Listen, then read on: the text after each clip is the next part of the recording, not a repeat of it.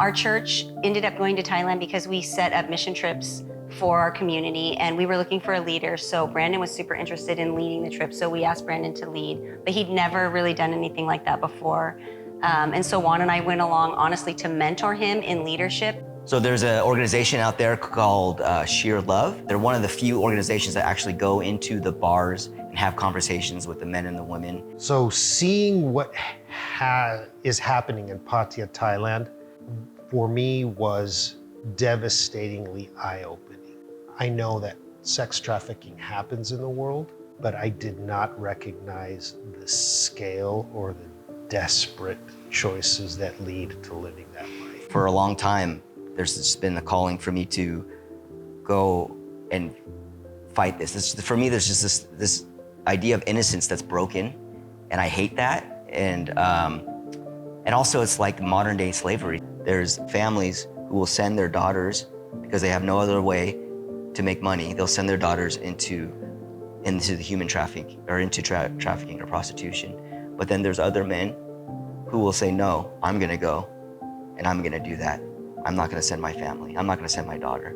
One of the nights when we were in Thailand, I was sitting on the beach with Diana, who's the co-founder and she runs the Thailand branch of Sheer Love.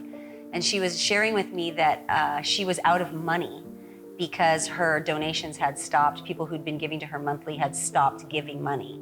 And it literally just struck me like, you're running an organization. Without you, nothing happens here. And you're looking for like people to write you $20 checks, like 100 people to write you a $20 check every month so that you can live. It doesn't even seem reasonable. Yeah. At the end of the day, the idea was born to use rent to help change the world.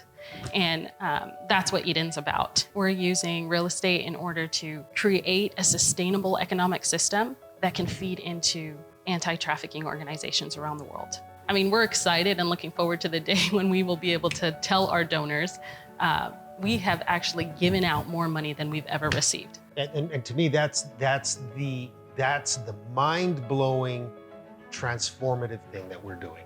Because what we are doing is that we are changing the way giving is done.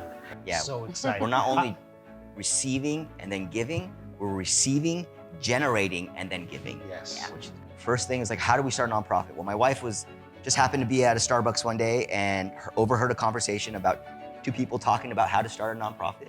And she slid her card over to the guy. Apparently this guy just is like an expert at starting a nonprofit. That's what he does. And completely helped us along the way of starting our nonprofit. So then we got that down, like, okay, cool. We are a legitimate 501c3, which I think is like one of the biggest hurdles, yeah. Right? And then, so then we're like, okay, now how do we make money? Well, we had a lot of conversations with people about our idea. And I think the thing that kept us excited about it was that every time we had a conversation with somebody, they seemed to be excited. And like, okay, so maybe this is something. So why don't we vision cast? And we had a meeting we invited 30 or 40 people, and we just wanted a vision cast. And we stated at the very beginning of this is not us trying to raise money, not yet. This is not us trying to raise money. We just want to hear your feedback from what our idea is.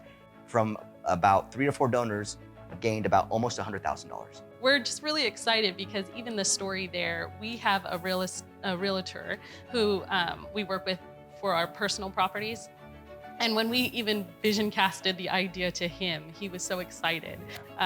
The next time we talked, he was already telling us that he was talking to his neighbor. And so he was diligently looking for properties that would just fit our needs and our budget constraints because we had to buy the property outright since we are a newly fledged nonprofit. And he was able to find us a great place in Dayton, Ohio. We were able to get a renter in there within just a couple weeks. We've got a flagship, so proof of concept done. It's generating money. It's going to the work that we want. Our ask is we're looking to raise $30 million so that we could have 600 doors. Most of that'll happen through multi-unit apartment buildings. And at that point, we really believe that this thing takes off. It is an ongoing, can't stop.